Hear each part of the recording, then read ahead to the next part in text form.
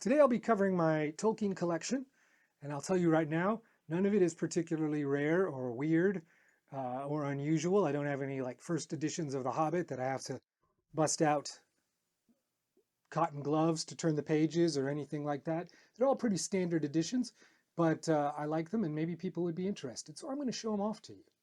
We'll start with The Hobbit, and this edition is the annotated Hobbit, and it's annotated by Douglas A. Anderson.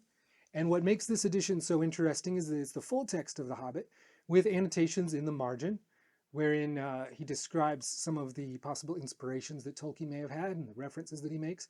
There's a lot of illustrations in here, including some full color illustrations and paintings that Tolkien himself made based on the stories in The Hobbit.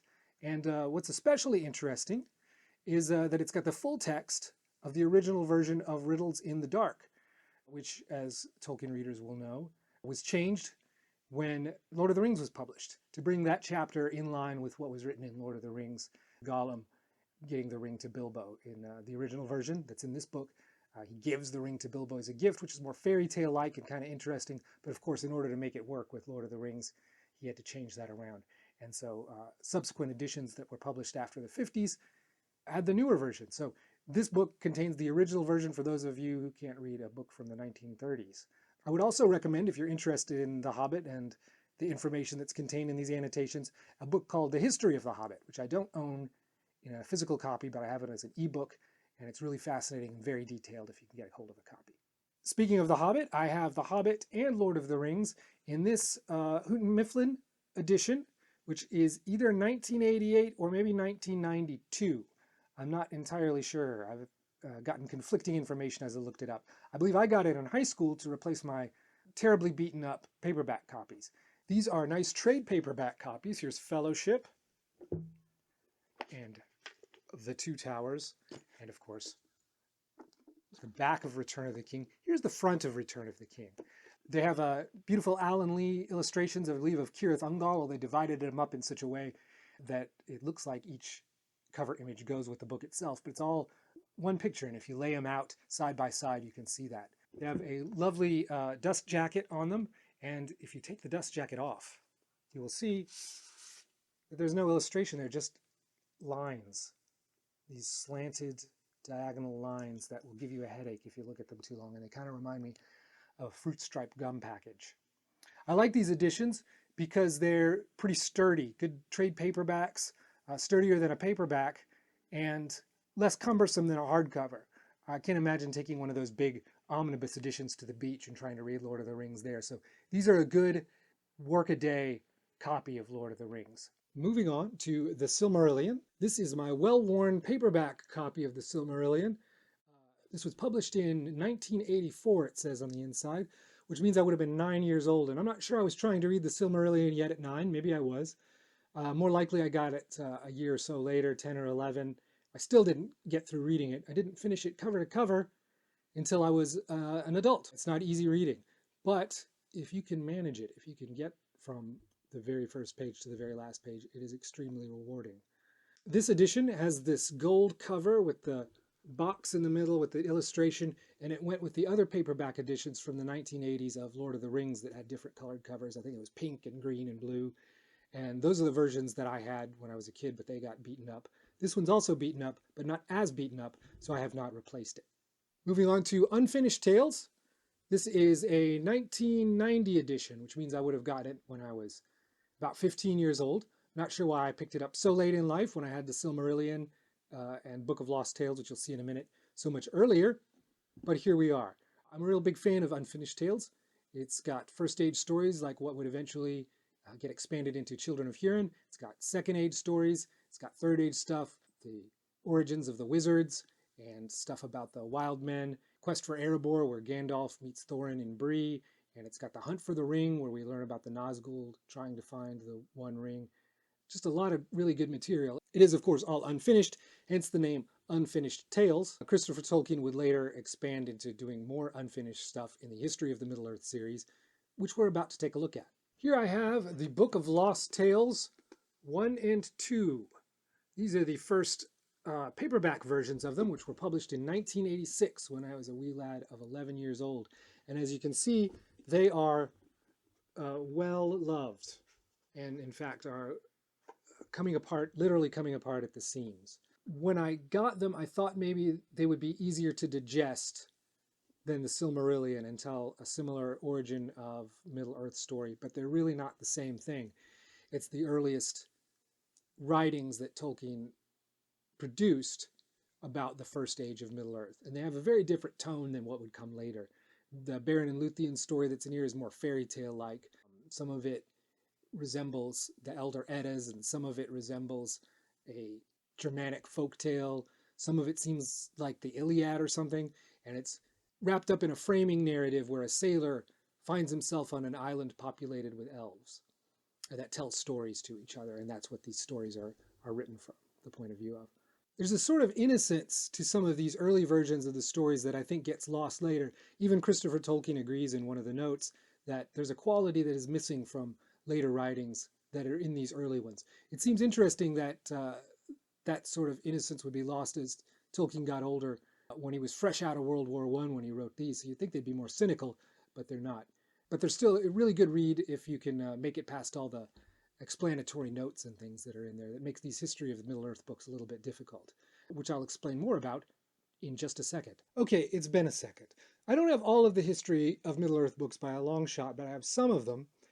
And the next ones that I have are the History of Lord of the Rings, which they published in a separate volume that didn't look like the rest of the History of Middle-earth books, and they called it the History of Lord of the Rings series. I have here Return of the Shadow, The Treason of Isengard, The War of the Ring, and this slim volume, The End of the Third Age. These are really interesting books if you are interested in the history of the writing of Lord of the Rings. The problem with them is that they're extraordinarily detailed. So, unless you want to read about every little adjective and adverb that was changed in every draft of Lord of the Rings and every note that was taken on a cocktail napkin somewhere, you're going to have a hard time sort of parsing through all of it to get to the really interesting stuff. There is a lot of really interesting stuff. For example, Treebeard was evil at one point. There was a lot of work on who the character of Strider was going to end up being. At one point, he was a hobbit with wooden feet named Trotter. The whole ending was different at one point. There was a whole different chapter that closed out the Lord of the Rings series. And all of that is in this series of books. I kind of recommend skimming rather than trying to read cover to cover, because it's very difficult to get through due to the repetitive nature of all of the different drafts and rewrites and takes that he did over the years, and all of the notes about them that go in between those drafts. It's not easy reading, but it is rewarding if you can find the stuff that you're really into. I have one more volume from the History of Middle-earth series, and that is volume 12, The Peoples of Middle-earth. I think that was the last one Christopher Tolkien edited. There was one called The Nature of Middle-earth that came out a couple of years ago, edited by somebody else, which publishes a lot of writings that Christopher Tolkien didn't get around to putting in here. This one, Peoples of Middle-earth, interests me because it has another section on some of his later thoughts on wizards. It has a section on dwarves, which is not something that Tolkien talked about a whole lot. It has a really cool story about the Second Age and some people that lived in Middle-earth when the Númenóreans came and invaded. That's sadly unfinished. And most interesting to me is it has the sequel to Lord of the Rings called The New Shadow. It's only a few pages long. Tolkien didn't get very far in writing it before he said, this is stupid, and gave up on it. It was basically going to be a sort of mystery story about a cult of Sauron. It doesn't even get far enough to really dig into what that might have been. I can understand why he dropped it. It would not have had the charm of Lord of the Rings, I'm sure, but it would have been interesting to see where he might have gone with it regardless. After the History of Middle-earth series, Christopher Tolkien went in and re-edited some of the material that was in that series into several volumes, the Great Tales he called them, and the first of these is Children of Hurin. I have here the 2007 hardcover edition with illustrations by Alan Lee. If you're looking to read more Tolkien and you don't want to try to feel your way through the Silmarillion, this one is highly recommended because it's an actual novel, start to finish, that Christopher edited together from notes in different parts. Once you get past the first chapter, which is just a big old list of nonsensical sounding names, you're golden. You've got a full fantasy novel by J.R.R. Tolkien, and it's much loved. The other two volumes in the Great Tales series are not as complete. I've listened to them on audiobooks, so I don't have them to show you. And now, the Tolkien Reader. This was originally published in 1966. I don't know when this particular edition came out. It looks to be the late 80s or early 90s, but I don't see a year printed on it anywhere more recent than 66.